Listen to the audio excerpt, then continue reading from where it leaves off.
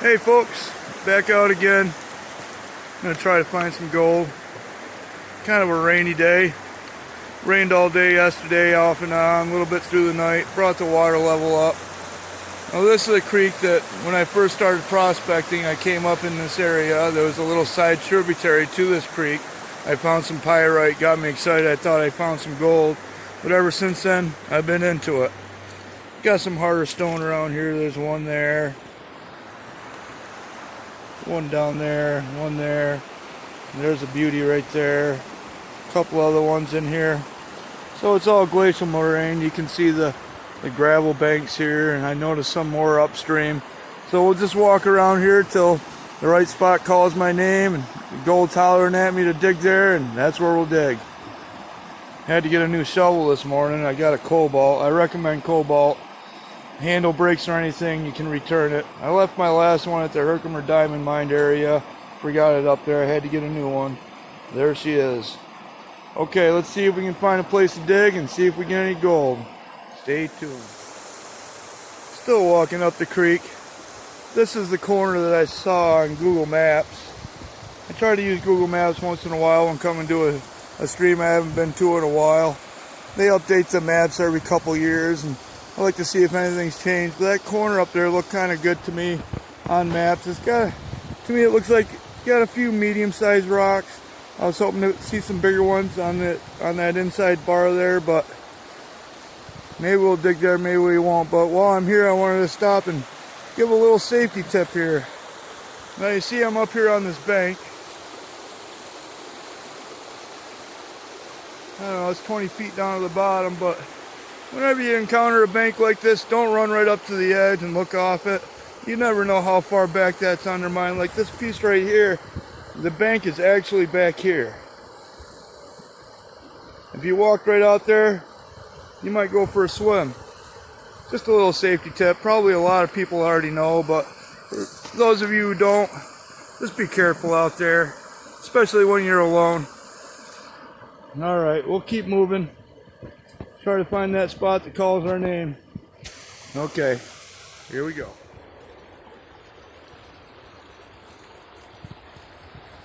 Alright, the specific spot I chose to start digging. Let me stand up, you might be able to see it a little better. So, when the water's higher, it's coming straight down, and the slack water's falling in here, dropping any heavies out. And as you come down, you see this corner here starts bringing everything back, and that especially pushes everything back. So there's more current coming this way when it gets down into this area, especially here. Pushes harder here. But if you notice, you follow this line down, that's all light materials. And then right in here they start getting bigger, and there's a little bit of a ramp up right here. Just a little bit. So my thought is, when the water starts getting pushed over this way from that side, it's starting to cover this bar right here.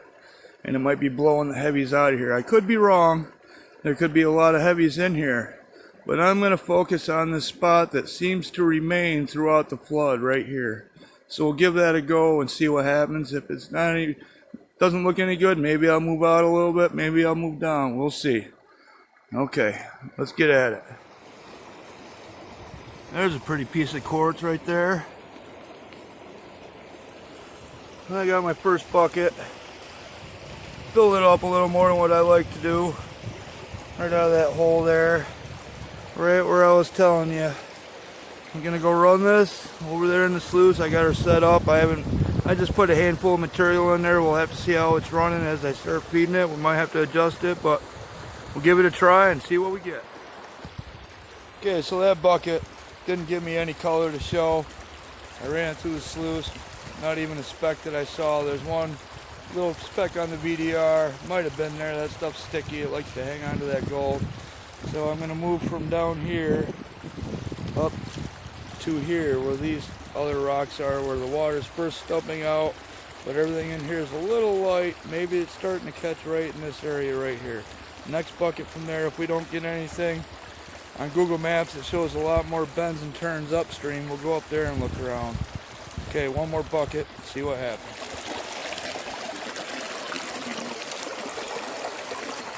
I got that second bucket ran, about a half bucket. Got some heavies in there, but not even one speck of gold. I didn't see one speck. There is one right there. One little tiny one. That might have been on there. That silicone matting, the gold likes to stick right on there, so that might have been there, believe it or not. But alright, I'm going to clean up the top of this. The bottom I won't worry about. I'll just kind of dump it in the bucket. I doubt there's anything in there. But I'll wash the top of this out in the bucket, throw it in the pan. I don't think we got anything, but we'll see. And then we'll head upstream. Like I said a few minutes ago, there's some bigger bends up in there. Hopefully some tighter ones, so we get more of an inside corner. Here what I think is, when this is flooding enough to move the gold, it's probably coming right up over there, and it's just pushing right through here a little too hard. So let's go find a corner that's a little sharper, where there's more slack water remaining on the inside of the bend. Maybe we'll find some gold there. Alright, I'll clean this up real quick.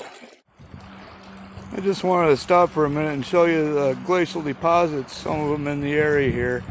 This creek is surrounded by moraine, but the moraine is a little different in some spots here. That there is like a clay all the way up to those gravels. Gravel sitting on top of clay. Now that might be a good area to work right there, right where the two meet. There could be some gold in there. You can see it, maybe through those trees. Gravel layer. Down there, the gravel layer and the clay. This clay, I believe, is left over from the glacial lake that sat in this area. I'm in part of the Kugel Lake drainage, Kugel Lake of the Finger Lakes. And I believe the glacial lake that sat in here created all that sediment. And it just stayed in the lake, and it just built up and built up and built up. And the gravels on top are probably from this creek being up at that elevation sometime. At one time, the creek was probably up here flowing, eroding back and forth in the valley, and now it's right here. But I believe that's from the glacial lake. It might have been Lake Iroquois. That might be the name. I'm not positive, but just wanted to show you that. Alright, I found a spot up here upstream. I'll bring it back in a minute when I get there and talk a little bit about that spot. Now a break from your regularly scheduled program to bring you history of glacial lakes in the Ithaca area. Okay, right here is Kugel Lake and its basin. I believe it's about 400 foot deep in the deepest part of the lake, and as you can see by the topographic map, it sits lower than the surrounding areas. Right at lake level, I believe it's around 400 feet. But, okay, let me show you something. Now, at one time, the whole area was covered with glaciers. About 15,000 years ago, all the way down to Williamsport, Pennsylvania, actually. And then they started receding 10 to 15,000 years ago. And as they were receding, the main valleys of the area carried the main tongues of the glacier. And as the main glacier body receded, the tongues of the glacier remained. Now, as everything was being exposed and everything was melting off, all these meltwaters flowing down these channels had no place to go because the main valleys were dammed up by the ice. So here in the Brooktondale Valley right here, the Caroline Valley, 6 Mile Creek Valley, whatever way you want to see it as, the waters were starting to dam up in here. And all this, as this ice retreated, it would fill with water. Water had no place to go. The elevation was too high to escape through here, through Wilseyville. And the same over here. This was called Lake West Danby as it started to puddle up in this area. I was over in this area here, and the lake level was actually 940 feet, which is up in there, actually. And as the whole glacier started receding, the remainder valley of Kugel Lake was still filled with ice. but as it was melting off and filling up, first we had Glacial Lake Brookton, Glacial Lake West Danby, and as they joined together, turned into Glacial Lake Ithaca. Eventually all that was filled with water, and there was an ice dam up north in Ovid. And as the ice retreated past Ovid, it left enough clearance through there, lower elevation, for the water to seep in over to the Seneca Lake Valley, which is the next Finger Lake to the west. And as they joined, that was called Lake Watkins. So me being up there, I was guessing about 1,000 feet, but I looked back in my notes and it's about 940 feet.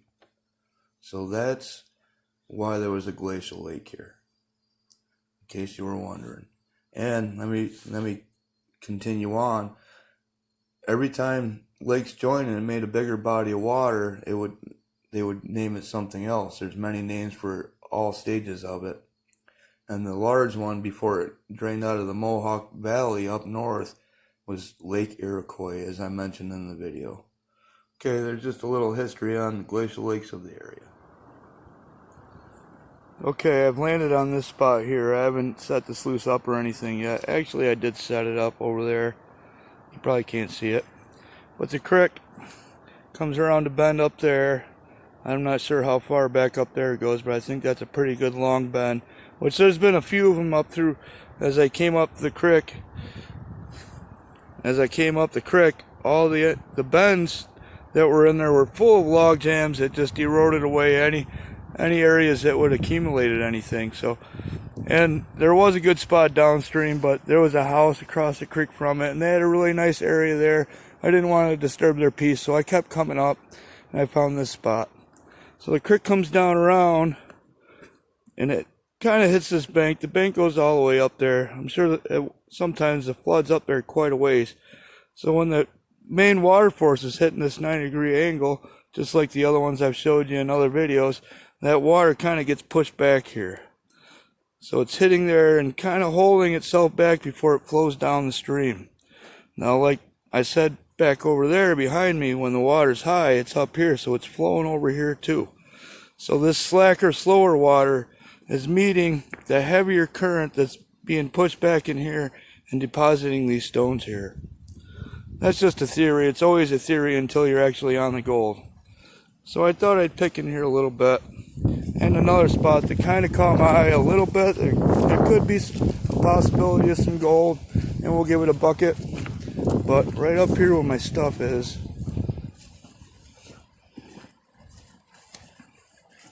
and you can see, hopefully I'm not shaking that too much. Apologize if I am. The creek, you can see the white water comes down around here, hits this bank. But it's pushing back so much, I believe, to blow everything out of there. But as it comes around this corner, pushing against this bank, and this tree got eroded out, and the bank comes this way. If you draw a line pretty much where that tree is underwater, that's where the main current's going. It's depositing all these materials right here. Let me back up a bit to show you. You see that? Pretend that tree is the main current. Even before the tree fell, comes against that bank, and the main current's coming down through there, and the slack water is just pushing and boiling stuff up on there. So we can give that area a try, and maybe we can pick through here a little bit. This tree, it's been down a while because the branches break right off. They're dead, they're not green. So maybe during the last flood, it might have collected a little bit of something in here. We'll give that a try maybe. Got the sluice set up right there. I'll take a bucket from right up here first, run it, and then we'll go down. If there's good gold, we'll stay there. Or no, even if there is good gold, or even one speck, we'll come down here and try one down there. All right, let's do this. Okay, I did 2 buckets. One from up there, one from down there. I don't see nothing. A little bit of black sand, that's it. I say we pack this up, pack up all of our stuff. I got another creek I've never been to that's, I don't know, 10-15 minutes away. We'll go try that one out. See if we get any gold over there. Maybe we will, maybe we won't. But this creek wasn't a bust.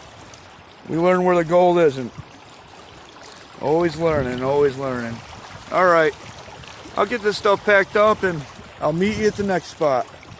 See you there. All right. I didn't go to the next spot yet. Hopefully you're not there waiting for me. But on my way up, I didn't come up the creek here. I walked around to avoid this swamp that's on the back side of all this brush. So this time I came down the creek and I noticed this spot here. Looks pretty good to me, so figure I'll take a sluice out of here, bucket or two maybe, see what's happening.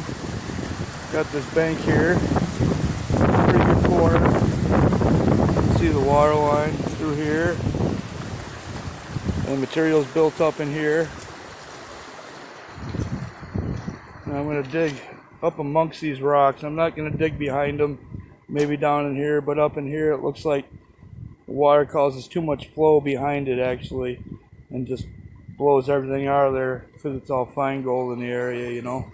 So I'll set the sluice up over here somewhere, dig a couple buckets and see what we get. Okay, already this spot is already looking better to me. There's a better mix of material. There's not too many smalls or too many bigs. It's a good mix all the way through it so far, and the water's brown. The material's a lot dirtier. When it's stickier like that, I've noticed it carries more gold. So hopefully this is a good one. We'll see here in a minute. I got the sluice set up there. Running pretty good. It's a beautiful area.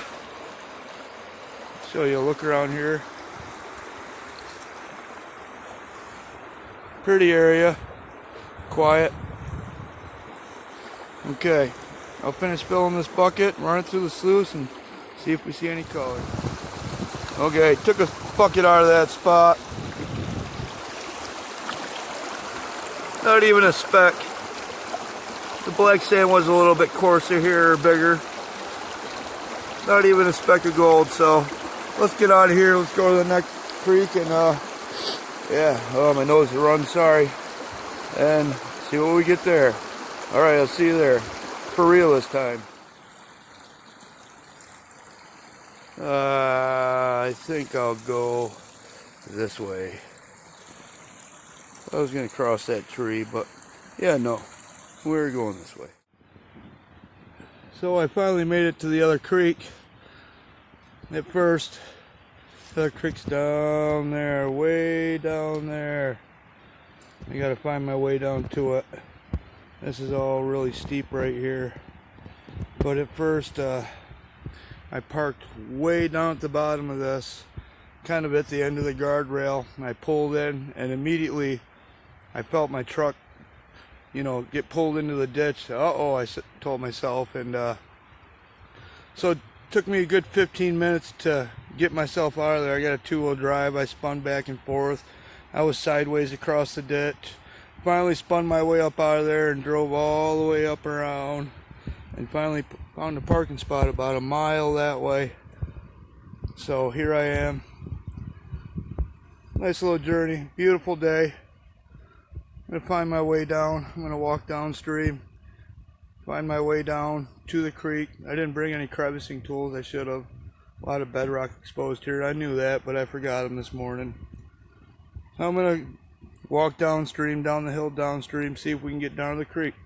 I'll see you down there. Well, I finally made it down to the creek.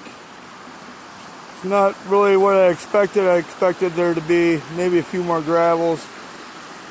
It's all flat stone in here, all a lot of shale. I know that this is an area where there is glacial moraine.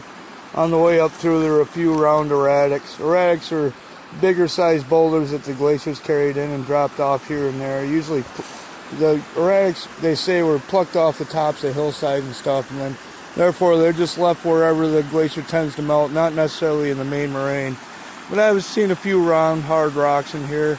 There's actually one right by that tree right there. You probably can't see it. So I know I'm in a good area, but in this type of area, it's so steep. The hillsides are so steep here. There's so much water flow when it's flooding that there ain't a lot of areas where gold can accumulate. So in areas where it's mostly bedrock like this, you want to concentrate on little nooks and crannies and cracks in the bedrock. Like there's one right here, but it's not very big, and it looks like it's all been blowed out. There's just a little bit of light stuff in there. I can feel the bottom, so that's not a good crack. So in areas like this where there aren't any gravels accumulating, I want to look for cracks in the bedrock, the good cracks. The problem with this creek right now is when I'm looking for cracks, not only do I look in the creek, but I look at the cliff sides also. I look for thicker areas of stone. A thicker bedding plane is what it's called. A bedding plane is just the amount of material and the hardness that is gathered up millions of years ago. And as you can see, these are all really tiny little layers, very, very thin layers, and it tends to break up like this. So if you're looking for a crack in the bedrock, you want a more resilient layer, harder, thicker piece of stone that will allow a crack to form and remain. If the crack can't remain, then it can't hold gold. The gold will blow out of it. And as you look up through here, there are no thicker layers. It's all very fine, loose stone. See that? Even over there, it's just, you might not be able to tell, but I can see it. It's just like this over here, of course, because this is the same as that. This is the same as that, but the creek is carved through it. So since there are no resilient layers, then I'm going to try to work in the creek somewhere. Now, if there was a resilient layer up there, say, you could follow that same elevation or thereabouts all the way up through, and you'd follow it all the way upstream, and finally that piece of bedrock would be exposed, and you might have a crack there or a waterfall, depending how erosion is taken over the area. So we're going to work right here. See, the water comes down around, blows around this corner, so any heavies might fall in here. There's a few roots mixing in there, so that might help hold some heavies. We'll give it a try. I'll set the sluice up here someplace and see what we get. Not sure how much video time I'll be able to do because my battery's getting pretty dead, but we'll give it a try. I know I've mentioned this before in my other video, but whenever you're working with really flat stone, after you shake it down with a classifier, you got to make sure you get in there and roll that stuff over too, because if you have a piece of gold sitting in there and you're just swirling it around, those flat stones are only doing this. So that gold might work off one, but it's just going to sit on top of the other one. And then you throw it out when you think you're all good. So get in there and roll them around pretty good. Alright, there's your tip for the day. This big boulder here, you can see the size of it compared to my shovel, is what I mean by a glacial erratic. There's some other glacial stones in here. There's one there. There's one right there. But they're in here because the glaciers dropped them off. Now, when you come to an area like this in central New York and the bedrock is all exposed along the whole stream, or most of it like this, and you're not seeing any of those hard round stones, don't worry about it. It doesn't mean there isn't gold in here. It's just that those round rocks, when they're in this flow and on this smooth bottom, they'll roll right out of here all the way out. And the flat stones, they'll kind of sit in little spots where they can, and the water will flow over them and they can remain and accumulate.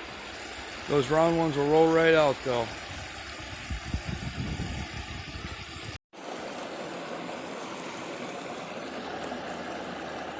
One little flake. Not positive if it came from here or not, because the last creek I really didn't do a full clean out on my sluice, so I don't know. I'll take one test pan because I only had maybe a third of a bucket here that I just ran through the sluice in this gorge here, the last place I was. I'll take one more pan after I snuff that flake up. I had about a third of a bucket, which is one big pan, so I'll take one more big pan, pan it out. If there's any gold in there, then I'm going to presume that maybe it came from here. But anyway, if I don't get anything in that pan, then I'm just going to head home. But thanks for stopping in, guys, sticking around. Beautiful day, but it's getting late. I got to get home. Tomorrow's work. Okay, I'll see you on the next one. And remember, have fun. Just found this old foundation of some sort. It's kind of strange. It's built round like a well. Goes right around there. I know it looks flat on the camera, but it's round. Maybe an old mill. Maybe for the water turbine to go around like this. It is right here next to this little creek. I'm not real sure about this one. I had a corner built there and a corner built here. See, it's done fell over. There's mortar in it, so that's a weird one.